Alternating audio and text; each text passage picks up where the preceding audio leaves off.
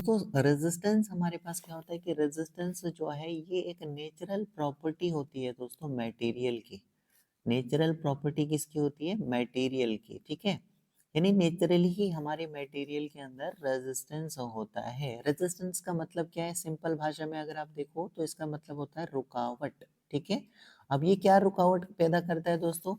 देखिए दोस्तों, मान लीजिए कि हमारे कंडक्टर से, ये मान लीजिए हमारे पास एक कंडक्टर है और इसके थ्रू क्या करते हैं? इलेक्ट्रॉन्स फ्लो करते हैं, ठीक है। कहने का मतलब है जब इलेक्ट्रॉन्स एक डेफिनेट डायरेक्शन में फ्लो करेंगे, लेट अस सपोज ये ए पॉइंट है कंडक्टर का, ये बी पॉइंट है। तो जब इलेक्ट्रॉन्स ए पॉइंट से लेकर बी पॉइंट तक इस तरीके से एक डायरेक्शन में फ्लो करेंगे, A to B, it means electron की एक डायरेक्शन है। तो इलेक्ट्रॉन का एक डायरेक्शन में फ्लो करने को हम क्या बोलते हैं? करंट बोलते हैं, ठीक है। तो इन्हीं इलेक्ट्रॉन्स को जो अपोज करने का काम करे, जो रोकने का काम करे, इनको आगे बढ़ने से रोके, उसको हम रेजिस्टेंस बोलते हैं। और ये रेजिस्टेंस जो है मटेरियल की अपनी प्रॉपर्टी होती है। मटेरियल मतलब जो हम यूज करते हैं दोस्तों, जैसे हम सिल्वर, मान लीजिए सिल्वर का कंडक्टर है, मान लीजिए कॉपर का कंडक्टर है। तो ये जो मटेरियल हम यूज करते हैं इलेक्ट्रिसिटी को फ्लो कराने के लिए, करंट को फ्लो कराने के लिए, तो इसके अंदर से ये जो रेजिस्टेंस होगा वो नेचुरल ही होगा दोस्तों, ठीक है। लेट अस सपोज अपने सिल्वर के कंडक्टर से करंट आपको फ्लो करानी है, तो आपको सिल्वर के कंडक्टर से सबसे ज्यादा करंट मिलेगी। क्यों? क्योंकि ये सिल्वर जो है ये बेस्ट कंडक्टर ऑफ इलेक्ट्रिसिटी होता है। इसके अंदर से जो रेजिस्टेंस आपको मिलेगा ये कम मिलेगा। तो जब रेजिस्टेंस कम होगा, जैसे मान लीजिए आप कहीं से जा रहे हैं दोस्तों, किसी रास्ते से आप गुजर रहे हैं और यहाँ पे आपको ट्रैफिक ज़्यादा मिलता है, ट्रैफिक ज़्यादा मिलेगा तो आपको क्या होगा? यहाँ से प्रॉब्लम होगी, आगे बढ़ने के लिए आपको प्रॉब्लम हो जाएगी, टाइम लग जाएगा आपको। और ये जो आपको टाइम यहाँ पर लग रहा है, आपको आगे रुकावट आ रही है क्योंकि यहाँ पर काफ़ी ज़्यादा भीड़ है, काफ़ी ज़्यादा यहाँ पर ट्रैफिक है। तो इस कारण से आगे बढ़ने में आपको प्रॉब्लम हो रही है और काफ़ी ज़्यादा आपको टाइम भी लगेगा। तो ये हमारे पास रेजिस्टेंस है, एक तरह से आपको यहाँ पर रुकावट हुई ना। सेम इसी तरीके से करंट यहाँ पर जब सिल्वर के थ्रू जब हमारे इलेक्ट्रॉन्स फ्लो करेंगे तो सिल्वर में इनको रुकावट कम मिलती है। रुकावट कम मिलेगी तो इलेक्ट्रॉन आसानी के साथ आगे बढ़ेगा, इट मीन्स आपको करंट ज़्यादा मिलेगी as compare to the copper. Copper में अगर आप करंट जो है फ्लो कराओगे तो इसमें रेजिस्टेंस थोड़ा सा ज़्यादा मिलता है। तो जब रुकावट आपको ज़्यादा मिलेगी तो आगे थोड़ा सा आपको टाइम लगेगा, इसलिए मतलब यहाँ पर जो करंट है वो आपको कम मिलेगी, ठीक है। लेकिन जो सिल्वर है दोस्तों और जो कॉपर है, तो सिल्वर तो हमारे पास बेस्ट कंडक्टर ऑफ इलेक्ट्रिसिटी है, यानी इसके थ्रू आपको सबसे ज़्यादा करंट मिलेगी। लेकिन सवाल ये उठता है दोस्तों, फिर हम सिल्वर को यूज़ क्यों नहीं करते हैं, कॉपर को ही क्यों हम यूज़ करते हैं? आपने देखा होगा अपने घरों में भी सबसे ज़्यादा जो वायर्स होती हैं वो कॉपर मटेरियल की ही होती है। तो कॉपर को ही हम क्यों ज़्यादा यूज़ करते हैं, सिल्वर को हम क्यों नहीं यूज़ करते हैं, जबकि इसके थ्रू तो करंट सबसे ज़्यादा हमें मिलती है। वो इसलिए दोस्तों क्योंकि हम कॉस्ट को लेकर भी चलते हैं, क्योंकि हमें ये महंगा पड़ता है। सिल्वर जो है वो काफ़ी ज़्यादा कॉस्टली है as compare to the copper, इसीलिए हम कॉपर का सबसे ज़्यादा यूज़ करते हैं, ठीक है। इसके अलावा दोस्तों यहाँ पर आप देख लीजिए ये जो रेजिस्टेंस है ये हमें किस तरीके से मिलता है, इसके लिए हमें एक और थोड़ा सा डीपली हम इसको समझते हैं। दोस्तों आप सबसे पहले अपने इर्द गिर्द में देख लीजिए, अपने आसपास में देख लीजिए, आपको जो भी चीज़ दिख रही होगी, चाहे फिर वो लिविंग थिंग होगी, ठीक है, या फिर नॉन लिविंग थिंग होगी, ठीक है। कोई भी चीज़ जो भी आपको आसपास में दिख रही है, चाहे वो लिविंग हो या नॉन लिविंग थिंग हो, वो बहुत ही स्मॉल पार्टिकल्स के साथ बने होते हैं जिसका नाम होता है एटम, ठीक है। या फिर इस तरीके से समझिए कि जो भी आपको चीज़ आसपास में आपको दिखाई दे रही होगी, चाहे आप अपने आप को ही ले लीजिए, चाहे किसी लिविंग थिंग को ले लीजिए या नॉन लिविंग थिंग को ले लीजिए, वो सारे बने होते हैं मैटर के। मैटर क्या होता है? कोई भी चीज़ जो स्पेस को ऑक्यूपाई करे, यानी कोई जगह घेरे और जिसका कुछ ना कुछ वेट होगा दोस्तों, मास होगा, उसको हम क्या बोलते हैं? मैटर बोलते हैं। और ये जो मैटर होता है ये बना होता है बहुत ही स्मॉल पार्टिकल्स के साथ, जिसको हम एटम बोलते हैं। यानी एटम क्या है हमारे पास? एक स्मॉल पार्टिकल है, बहुत ही छोटा कण है, ठीक है। तो आपको समझ में आ गया दोस्तों कि हमारे इर्द गिर्द में जो भी चीज है वो मैटर है। मैटर क्यों है? क्योंकि वो स्पेस भी ऑक्यूपाई कर रही है और उसका कुछ ना कुछ वेट भी होगा, ठीक है। अब ये मैटर किसका बना होता है? मैंने आपको बोला एटम से मिलकर बना होता है। अब ये एटम क्या चीज है? तो ये एक स्मॉल पार्टिकल होता है। ठीक है। तो एटम्स के साथ मिलकर हमारा हर चीज बनाए, चाहे आप लिविंग थिंग की बात करो या फिर नॉन लिविंग थिंग की बात करो, ठीक है। अब इसी तरीके से दोस्तों अगर हमारे पास मटेरियल है जैसे कॉपर है, तो ये भी हमारे एटम से ही मिलकर बना होगा। अगर हमारे पास सिल्वर है तो ये भी हमारे पास एटम से ही मिलकर बना होगा, क्योंकि अभी मैंने आपको क्या बोला कि लिविंग और नॉन लिविंग दोनों को ले लीजिए आप, दोनों हमारे मैटर हैं और मैटर किससे बने हैं, एटम से मिलकर बने हैं। अब दोस्तों इस एटम को अगर हम थोड़ा सा जूम करके देखें, तो एटम के अंदर क्या होता है, सबसे अंदर वाले पार्ट को हम बोलते हैं दोस्तों न्यूक्लियस। एटम का जो सबसे अंदर वाला पार्ट होता है उसको हम न्यूक्लियस बोलते हैं। और न्यूक्लियस में होते हैं दोस्तों positive charge, only positive charge होता है। और न्यूक्लियस के इर्द गिर्द में जो शेल्स होते हैं जिनको हम ऑर्बिट्स भी बोलते हैं, इन ऑर्बिट्स में हमारे इलेक्ट्रॉन्स रिवॉल्व कर रहे होते हैं। तो नॉर्मली अगर हम देखें तो ये जो इलेक्ट्रॉन्स होते हैं और ये जो प्रोटॉन्स यानी ये जो न्यूक्लियस में प्रोटॉन्स होते हैं पॉजिटिव चार्ज, और इसके बाहर से जो इलेक्ट्रॉन्स होते हैं ये नॉर्मली दोस्तों बराबर होते हैं। बराबर बराबर कहने का मतलब क्या दोस्तों, जैसे मान लीजिए हम सोडियम की अगर हम एग्जांपल ले लें, सोडियम का एटॉमिक नंबर होता है 11। तो 11 एटॉमिक नंबर, इट मीन्स दोस्तों 11 इसके पॉजिटिव चार्ज होगा, 11 इसके नेगेटिव चार्ज होगा। तो नॉर्मली प्लस 11 और माइनस 11 कैंसिल होके जो हमारा नेट चार्ज एटम के ऊपर बचता है वो 0 बचता है। इसके कहने का क्या मतलब है दोस्तों कि सभी चीजें जो है नॉर्मली क्या होती है, न्यूट्रल, यानी एटम जो होता है वो नॉर्मली क्या होता है, न्यूट्रल होता है, ठीक है। न्यूट्रल होता है क्योंकि इसमें इक्वल नंबर ऑफ इलेक्ट्रॉन्स और प्रोटॉन्स होते हैं। अब दोस्तों मान लीजिए सोडियम की, जैसे अब मैंने आपको एग्जांपल दी, सोडियम का एटॉमिक नंबर 11 है, तो 11 इसके प्रोटॉन्स होंगे पॉजिटिव चार्ज और 11 इसके इलेक्ट्रॉन्स भी होंगे बाहर से, ठीक है, जिन पर नेगेटिव चार्ज होगा। तो अब दोस्तों ये जो इलेक्ट्रॉन्स होते हैं जो सबसे लास्ट वाले शेल में होंगे इलेक्ट्रॉन, वो अपनी न्यूक्लियस के साथ थोड़ा कम फोर्स के साथ आपस में जुड़े होंगे, या फिर कह लीजिए कि उनकी एनर्जी उतनी ज़्यादा नहीं होगी लास्ट वाले इलेक्ट्रॉन्स, क्योंकि ये बहुत ज़्यादा दूर है, डिस्टेंस भी ज़्यादा है। इस कारण से यहाँ पर जो इलेक्ट्रॉन होगा वो वीकली, मान लीजिए थोड़ा सा वीकली अपने न्यूक्लियस के साथ जुड़ा होगा। तो बाहर से अगर आप एक एनर्जी यहाँ पर लगाते हो, जो कि ये जो एनर्जी न्यूक्लियस से इस इलेक्ट्रॉन को मिल रही है उससे थोड़ी सी ज़्यादा एनर्जी अगर इस इलेक्ट्रॉन को मिलेगी, तो ये अपने इस शेल से, ये जो वैलेंस शेल है जिसको हम आउटर मोस्ट शेल बोलते हैं, इस वाले शेल से ये आसानी के साथ निकल सकता है बाहर। तो मान लीजिए कि एक एटम ने एक इलेक्ट्रॉन यहाँ पर लूज कर लिया। तो इस तरीके से दोस्तों अगर हम देखें तो एक कॉपर के टुकड़े में, एक छोटा सा मान लीजिए कॉपर का टुकड़ा है, तो इस कॉपर के टुकड़े में तो बिलियंस ऑफ एटम्स होंगे, यानी बिलियंस ऑफ एटम्स के साथ तो ये टुकड़ा बना होगा छोटा सा कॉपर का। तो अगर एक ही इलेक्ट्रॉन, एक ही एटम अगर एक फ्री इलेक्ट्रॉन देगा, तो यहाँ पर बिलियंस ऑफ एटम्स कितने इलेक्ट्रॉन देंगे, बिलियंस ऑफ इलेक्ट्रॉन्स देंगे। तो नॉर्मली क्या होगा दोस्तों, मान लीजिए कि थर्मल, मान लीजिए रूम टेम्परेचर पर, ठीक है, let us suppose room temperature पर ये हमारे पास कंडक्टर है, तो ये अपना एक इलेक्ट्रॉन एटम से लूज करता है, ठीक है। इस तरीके से बिलियंस ऑफ इलेक्ट्रॉन्स हो गए, बिलियंस ऑफ एटम्स हैं तो बिलियंस ऑफ इलेक्ट्रॉन्स हो गए। अगर एक एटम एक ही इलेक्ट्रॉन देगा, सिंगल ही इलेक्ट्रॉन अगर देगा तो रूम टेम्परेचर पर, थर्मल एनर्जी की वजह से, ठीक है।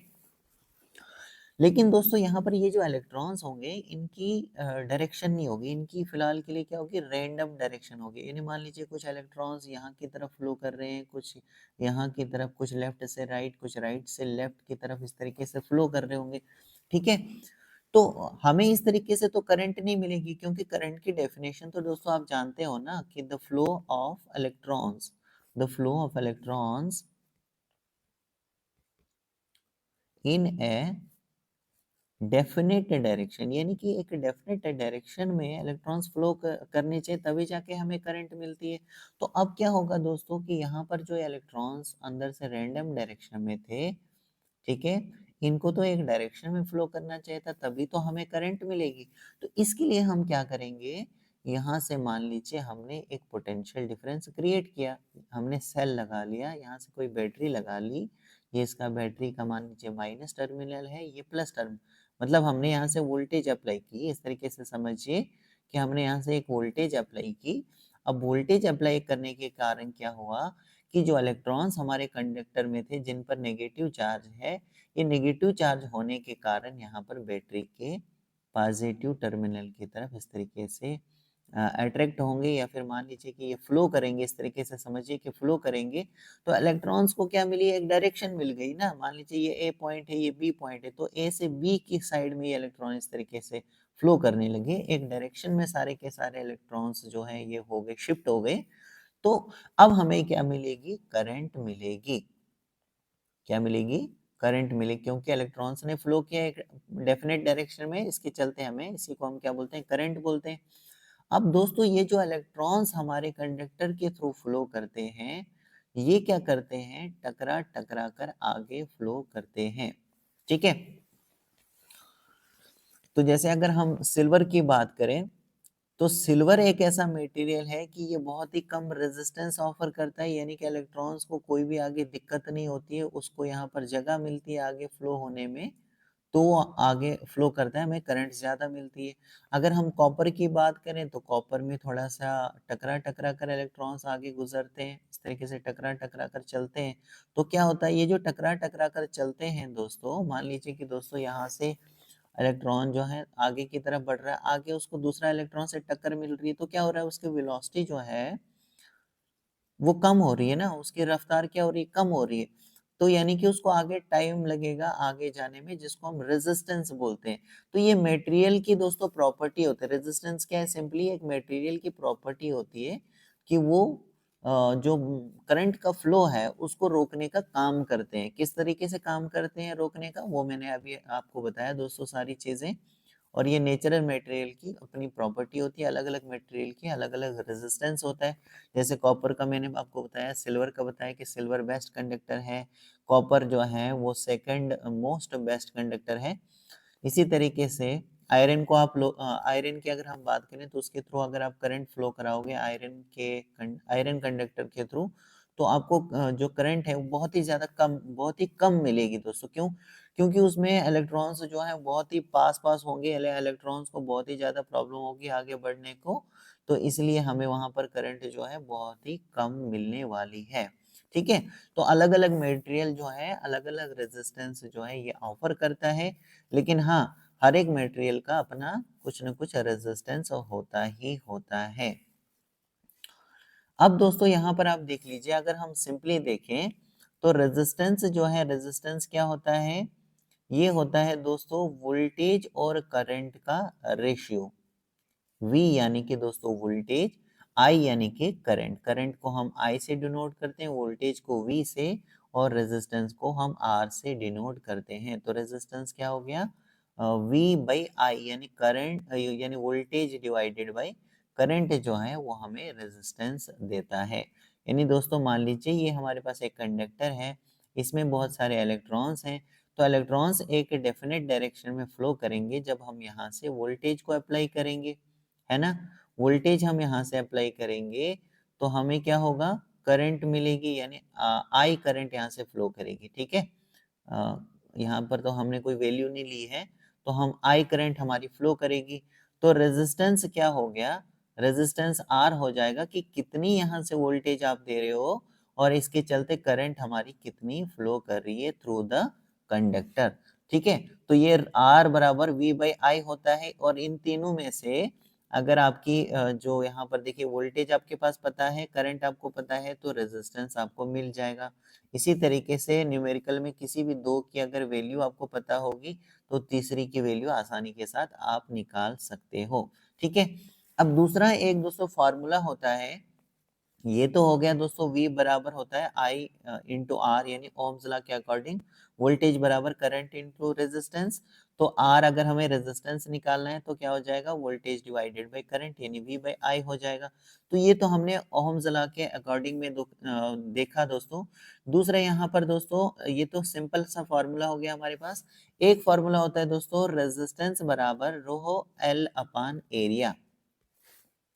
ये जो यहाँ पर देखिए ये जो सिंबल आपको दिख रहा है इसको हम रो बोलते हैं दोस्तों, RHO, रो। ठीक है, यानी स्पेसिफिक रेजिस्टिविटी। ठीक है, तो R यानी रेजिस्टेंस बराबर specific resistivity rho into length divided by area.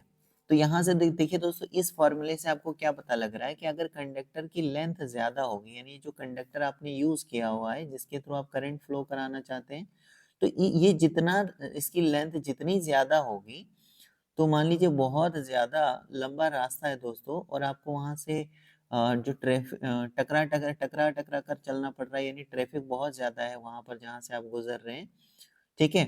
तो क्या होगा दोस्तों, जितना लंबा रास्ता होगा उतना ही ज़्यादा आपको रेजिस्टेंस लगेगा। इस तरीके से आप समझिए, R बराबर रो एल अपान एरिया का मतलब ये है कि अगर लेंथ ऑफ द कंडक्टर ज़्यादा है, कंडक्टर की लंबाई कहने का मतलब है जितनी ज़्यादा होगी, उतना ही रेजिस्टेंस आपको ज़्यादा मिलेगा, यानी रुकावट उतनी ही ज़्यादा मिलेगी। वहीं अगर लेंथ कम होगी, शॉर्ट होगी कंडक्टर की लेंथ, तो आपको इतने ही एरिया में यहाँ पर रेजिस्टेंस मिलने वाला है, यानी रेजिस्टेंस घट जाएगा, कम हो जाएगा।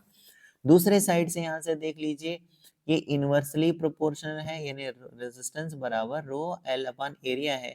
तो एरिया मतलब कि अगर एरिया कंडक्टर का, ये जो यहाँ पर आप देख लीजिए, ये जो एरिया होता है कंडक्टर का, तो अगर एरिया जो है कंडक्टर का दोस्तों कम है,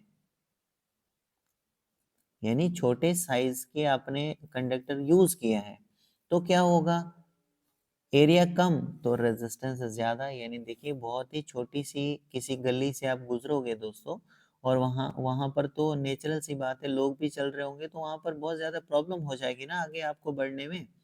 सेम इसी तरीके से कि अगर एरिया कम होगा तो आपको रेजिस्टेंस ज्यादा मिलेगा, रुकावट ज्यादा मिलेगी, और रुकावट ज्यादा होगी तो आपको करंट भी कम मिलेगी। इसीलिए दोस्तों, घर में आपने देखा होगा कि जो वायर आप यूज करते हो लाइट लोड के लिए, नॉर्मली जैसे बल्ब वगैरह हमारा हो गया, तो उसमें आप छोटी वायर, छोटी साइज की वायर जो है यूज करते हो, है ना? इसीलिए, क्योंकि आपको करंट क्या चाहिए होती है, कम चाहिए होती है, क्योंकि एरिया कम आप लोगे, रेजिस्टेंस जो है बढ़ जाएगा। जब रेजिस्टेंस ज़्यादा होगा कंडक्टर से, तो करंट नेचुरली आपको आगे क्या मिलेगी, कम मिलेगी। वहीं दूसरे साइड से अगर हम देखें दोस्तों, फिर से मैं यहाँ पर लिख लेता हूँ, R बराबर रो एल अपन एरिया। तो दोस्तों मान लीजिए कि घर में आपको हीटर के लिए, रेफ्रिजरेटर के लिए, या फैन के लिए, ठीक है, जो जो आपको, जिनमें आपको करंट ज़्यादा चाहिए होगी, तो उसके लिए आप क्या करोगे, यहाँ पर एरिया जो है ज़्यादा कर दोगे। तो यहाँ पर देख लीजिए, एरिया बढ़ा दोगे तो यहाँ से क्या होगा, रेजिस्टेंस कम हो जाएगा। यानी एरिया जब बढ़ जाता है तो आप यहाँ से आसानी के साथ इस रास्ते से गुजर जाओगे ना, इलेक्ट्रॉन्स आसानी के साथ गुजरेंगे। इलेक्ट्रॉन जब आसानी के साथ गुजरेंगे दोस्तों, तो क्या होगा कि आपको करंट जो है वो अच्छी खासी आगे मिल जाएगी। तो इसीलिए दोस्तों, यहाँ पर क्या है, एरिया हम बढ़ा देते हैं जब हमें हैवी लोड लगाना होता है, तो वायर का जो एरिया है वो हम मतलब ज़्यादा एरिया की जो ज़्यादा जो होती है, ये जो एरिया होता है वो ज़्यादा हम लेते हैं, ठीक है? यानी मोटी तार हम यूज़ करते हैं। समझ में आ रहा है? मोटी तार हम यूज करेंगे तो क्या होगा, रेजिस्टेंस उसके अंदर से कम मिलेगा, यानी आराम से इलेक्ट्रॉन्स उसमें से फ्लो करेंगे। तो इलेक्ट्रॉन्स के फ्लो को ही तो हम करंट बोलते हैं, तो करंट हमें आगे ठीक ठाक मिल जाएगी दोस्तों। ठीक है, आई होप दोस्तों कि आपको ये क्लियर हो चुका होगा। So thank you very much.